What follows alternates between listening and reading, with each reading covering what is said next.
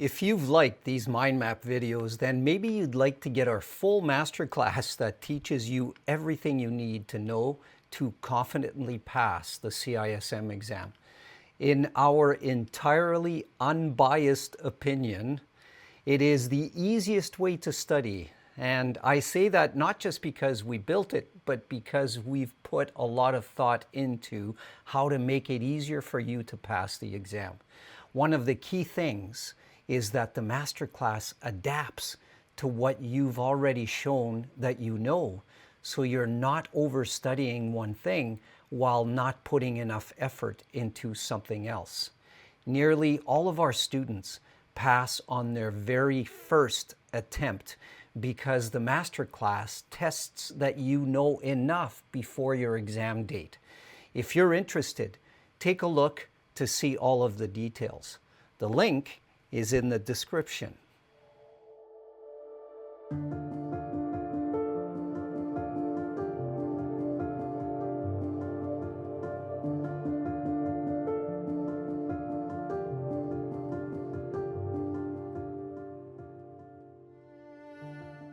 Let's give a bit of context. The Information Security Roadmap serves as your strategic blueprint for building and maintaining a comprehensive security program throughout its entire lifecycle.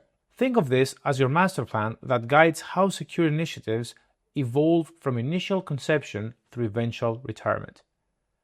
To start us off, the Roadmap Lifecycle provides a structured framework for managing security initiatives from initial concept through eventual retirement, ensuring consistent governance and control throughout each phase. This lifecycle approach recognizes that security requirements and controls must evolve as systems and threats change over time. Each phase of the lifecycle presents unique security challenges and opportunities that require different management approaches and control focuses. Understanding this lifecycle helps you anticipate security needs at each stage, preventing gaps that often occur during transitions between phases. Most importantly, this lifecycle thinking ensures security considerations are embedded from the beginning rather than bolted on as an afterthought, resulting in a more effective and cost-efficient security implementation. To break this down, let's start with initiation. The initiation phase establishes the security foundation for new projects or systems by identifying requirements, defining security objectives, and securing necessary resources and approvals. During this critical phase, you determine the appropriate security controls based on data classification, regulatory requirements, and risk assessment results. Invite security at the kickoff, not the cleanup. It's cheaper, cleaner, and it keeps the design aligned with the business. The second aspect is development. Development and acquisition activities focus on building or procuring systems with security embedded throughout the process rather than added as an afterthought. Whether developing internally or purchasing from vendors, this phase requires careful attention to secure coding practices, secure testing, and vendor risk assessment. Security teams must work closely with developers and procurement to ensure security requirements are properly implemented and validated before deployment. Our next aspect is implementation. It transforms security plans into operational reality by deploying controls, configuring systems, and establishing monitoring capabilities. It's a pre-flight checklist: confirm, test, and verify everything before takeoff.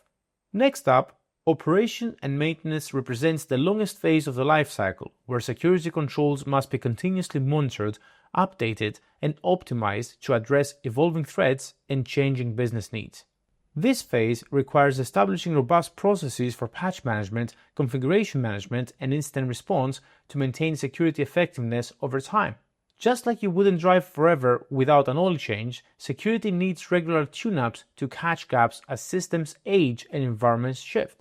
One last phase we're going to discuss is disposal. The disposal phase ensures sensitive information and systems are securely decommissioned without creating new vulnerabilities or compliance violations. This often overlooked phase requires careful planning to properly sanitize data, revoke access rights, and document the disposal process for audit purposes. Improper disposal can lead to data breaches long after systems are retired, making it critical to verify that all data has been securely destroyed or transferred. And that is an overview of information security and roadmap within Domain 3, covering the most critical concepts you need to know for the exam. Hey, if you thought that was helpful, then just wait until you see our masterclass. It has everything you need to pass the exam confidently, and we mean everything. We even send you a pen to make notes with. The vast majority of our students pass on their very first attempt because the system makes sure you focus on the parts you don't yet know well enough for the exam. If you're interested to see more, the link is in the description. I'll see you in the next video.